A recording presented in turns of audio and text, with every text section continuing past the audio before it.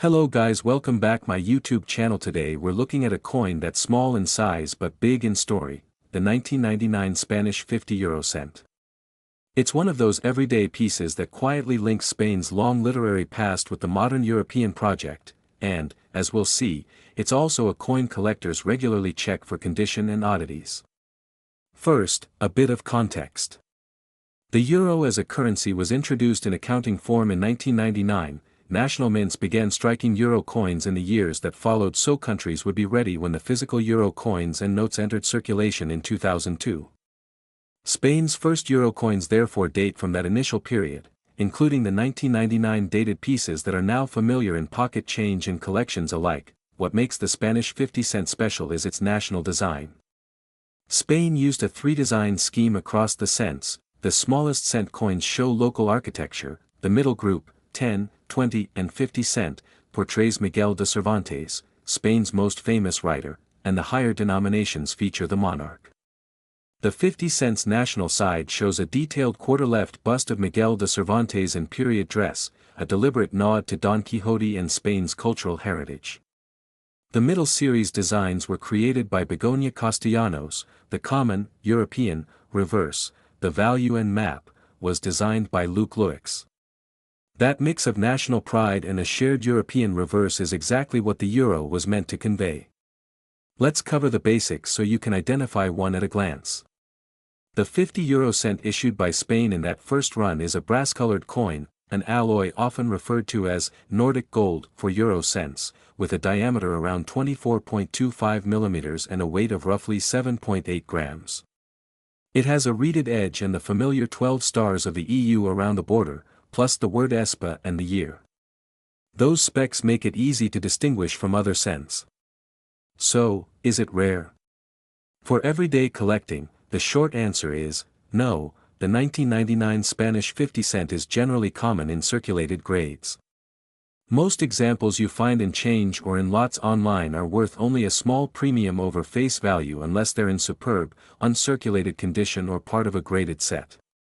Typical market listings and price guides show modest values for circulated examples and only slowly increasing premiums for brilliant uncirculated or certified mint condition coins. That said, there are a few situations where a single 50 cent can jump in value. One is condition. A perfect, professionally graded specimen, MS 65 or higher, can command collector interest and a significant premium versus a worn coin. Another is provenance and mint varieties. Certain mint marks, die varieties, or early striking characteristics from the 1999 issues occasionally attract attention from specialists. Finally, rare auction or eBay listings show that particular seller or market dynamics, and sometimes a mistaken listing or misidentified mint mark, can push asking prices high.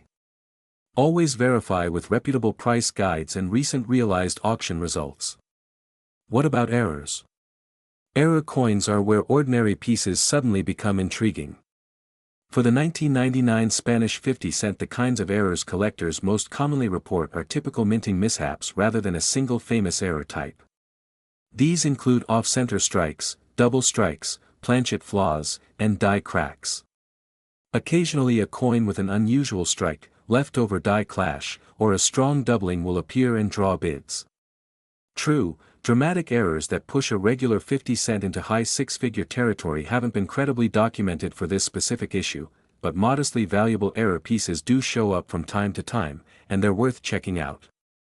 If you think you found an error, get high-resolution photos and, for serious claims, consider third-party grading or an expert opinion. How to evaluate one if you're buying or selling? First, grade the coin honestly. Circulated coins with surface wear and scratches are worth only small premiums. Look for full luster, crisp devices, and no contact marks for the best value. Second, check for mint marks and the placement of the date and stars. Spanish designs were slightly modified in later years to meet European Commission guidelines, so early examples sometimes differ subtly in lettering and layout. Third, if a seller claims a coin is rare or errored, ask for close photos of both sides and the rim. A reputable marketplace or auction history helps you confirm a price. And finally, consult up-to-date price guides and recent sales. Listing prices aren't the same as realized prices. If you're collecting, a practical tip, 1999 dated Spanish 50-cent coins are ideal for building a chronological Euro set or a Spain-themed collection. They're inexpensive to acquire in typical grades, so you can concentrate budget on a few high-quality pieces or on chasing a noteworthy error without breaking the bank. And because the design celebrates Cervantes, the piece has a strong cultural story to tell on camera, great for a short on-screen segment about symbolism and design. To wrap up, the 1999 Spain 50 euro cent is a common but charming coin, a bridge between Spain's golden literary age and the modern euro era. Most are worth only a small premium unless they're uncirculated, graded, or exhibit a genuine minting error.